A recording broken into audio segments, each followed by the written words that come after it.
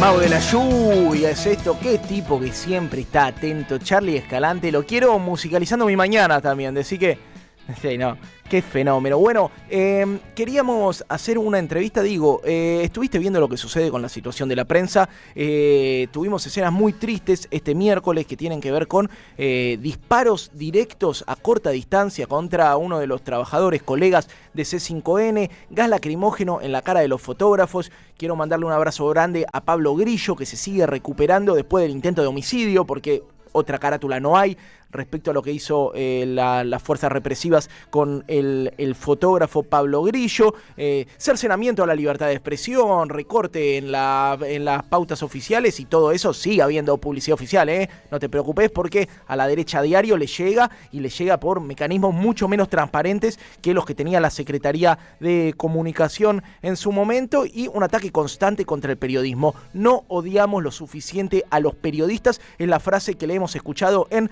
reiteradas ocasiones al presidente Javier Milei. Para hablar de este tema, de la situación de la libertad de expresión, del derecho a la comunicación, de cómo es hoy en día hacer periodismo en nuestro país y los riesgos que implica, estamos en comunicación con Diego de Charras, que es vicedecano de la Facultad de Ciencias Sociales de la UBA, también docente e investigador. ¿Cómo estás, Diego? Te saluda Jair Sibel desde la Radio de las Madres. ¿Cómo estás, Jair? Buenos días, muy bien.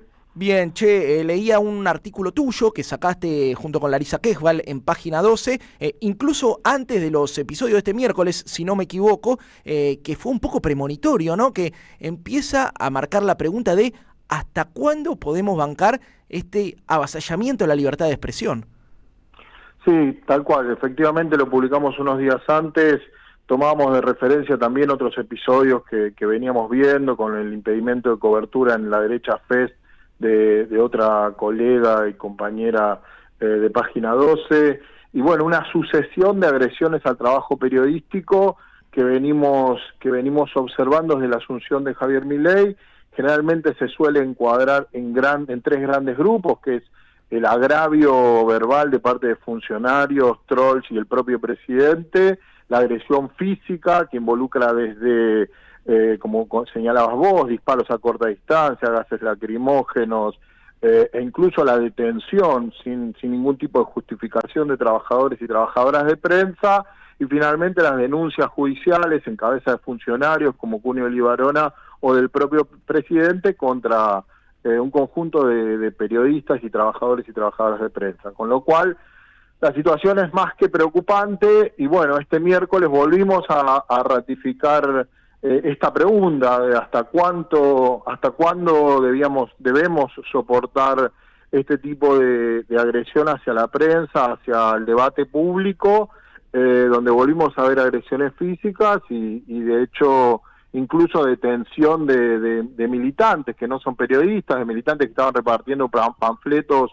en la Plaza Constitución, también fueron detenidos sin motivo. Es decir, la restricción de la libertad de expresión no se limita solo a los periodistas, sino a cualquier voz crítica, ¿no? Diego, leía la nota que publicaron, ahí la estamos compartiendo en el streaming, si alguno la quiere chusmear, que es una nota muy interesante. Si querés, Vicen, andate al título y la bajada, porque en la bajada ponía un apartado interesante que tiene que ver con la responsabilidad colectiva de salvaguardar el debate público. Publicaban ustedes junto a Larisa Quejval. ¿A qué va esto, Diego? Bueno, a ver, nosotros lo que planteamos es que la responsabilidad de evitar las agresiones a la prensa, pero también a otras expresiones críticas, es una responsabilidad que no atañe solo al gobierno, sino a todo el sistema político, en principio, que creo que no está prestando la suficiente atención a la gravedad que esto implica, y también, bueno, al resto de la sociedad. Creo que es una preocupación de la cual tenemos que hacernos un poco cargo todos, porque la democracia no se limita a la expresión electoral, al voto, sino que desde 1983 para acá construimos laboriosamente un conjunto de instituciones para salvaguardar el diálogo y el debate público y la convivencia pacífica entre las distintas opiniones. Y eso debe observarse, debe cuidarse, porque es lo que nos permite una convivencia democrática entre visiones diferentes del mundo. Esta gente llegó al gobierno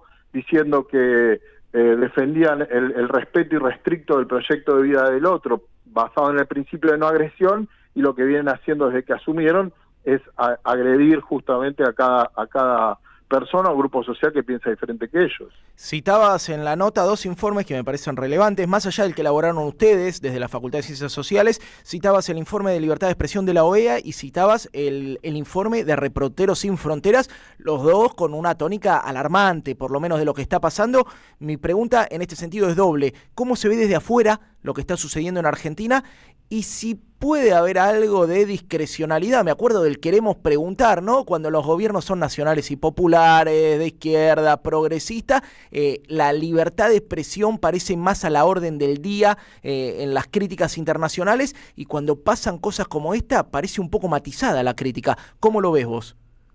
Efectivamente, digamos, la búsqueda de la observación internacional nos pone cierto grado de objetividad, entre comillas. Sabemos que la objetividad absoluta no existe, pero es una mirada desapegada de alguna manera de las pasiones locales. Y en ese sentido, como bien señalas vos, la mirada internacional es una mirada muy preocupada, de la Relatoría de Libertad de Expresión, de Reporteros Sin Fronteras. 9 relatores de Naciones Unidas plantearon su preocupación porque se ve efectivamente el deterioro del debate público en la Argentina. Respecto de la situación más local, bueno, efectivamente, como coincido contigo en que la visión es muy condescendiente de parte de aquellos que tienen algún tipo de opinión favorable al gobierno en materia política o en materia económica o algún tipo de simpatía, que tienen una posición claramente condescendiente. Lo vemos en muchos y muchas periodistas y trabajadores de los medios también, pero también en otro tipo de personeros políticos o intelectuales que tienen una mirada muy condescendiente al gobierno, y no se puede ser condescendiente con el deterioro de la democracia. Creo que ahí hay que tratar de ser críticos, más allá de las opiniones que tenga cada uno respecto de, por ejemplo, el funcionamiento de la economía. Sin duda, Diego, estamos hablando con Diego de Charras, vicedecano de la Facultad de Ciencias Sociales, además un estudioso de las políticas públicas de comunicación en Argentina, en América Latina. Quiero llevarte a ese tema en este año y 8 meses y casi 9 meses de gobierno de Javier Milei. ¿Cómo se transformó el esquema de políticas públicas de la comunicación? Uno recuerda que la ley de medios sigue vigente, pero por ejemplo los fondos de fomento para medios comunitarios no se ejecutan y el ENACOM sigue recaudando. ¿Y qué fue lo que fue cambiando durante este tiempo en materia de políticas públicas, Diego? Bueno, ahí hay también una multitud de decisiones, en muchos casos completamente arbitrarias, de parte de este gobierno respecto a las políticas públicas. A veces la urgencia nos obliga a priorizar aspectos de la vida democrática, y en este momento la defensa de la libertad de expresión viene siendo como la prioridad más importante, pero las políticas son un eje a tener en cuenta. Vos señalabas la cuestión de la arbitrariedad en la distribución de la pauta oficial. Digamos, el gobierno hizo de alguna manera mucha bandera de que había suspendido la pauta oficial, lo cual es completamente falaz, y se distribuye con niveles de arbitrariedad mucho mayores a los que existían en los 2 gobiernos anteriores.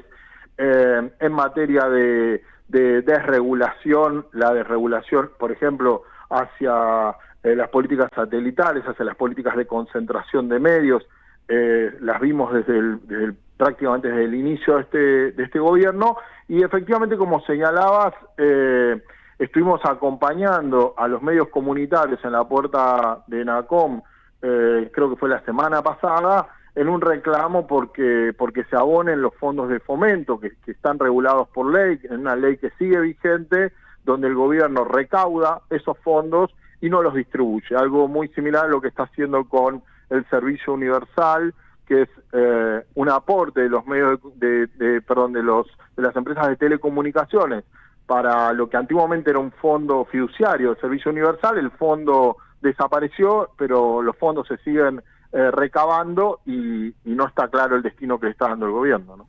Diego, muy interesante hablar con vos. Quiero meterte una última pregunta, esta vez no en tu rol de intelectual de la comunicación, de analista de políticas públicas, sino como vicedecano de la Facultad de Ciencias Sociales. Contame un poquito cuál es la situación que se está viviendo en las universidades del país.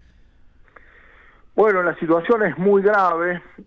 Nosotros tuvimos un momento de extrema gravedad y conflictividad a principios del 2024. Recordará la audiencia la gran marcha universitaria del 23 de abril, después hubo otra gran marcha el 2 de octubre del año pasado. La situación era prácticamente terminal, no teníamos condiciones mínimas de funcionamiento. Eso se retrotrajo parcialmente, nos permitió cumplimentar ese año e iniciar el 2025, pero hoy ya estamos también en una situación de agotamiento de recursos, con recortes al funcionamiento de los hospitales universitarios, recorte al funcionamiento o no actualización de los recursos para el funcionamiento de las universidades, más un 50% de pérdida del poder adquisitivo de los salarios docentes. Con lo cual la universidad está nuevamente llegando a una situación terminal que no sabemos si vamos a poder empezar el segundo cuatrimestre. Diego, como siempre, muchas gracias y por supuesto que están los micrófonos de la radio abiertos para hablar de estos temas. Gracias a ustedes y quedo a disposición. Un abrazo fuerte. Hablábamos con Diego de Charras, vicedecano de la Facultad de Ciencias Sociales, analista experto en políticas públicas de comunicación. AM 530.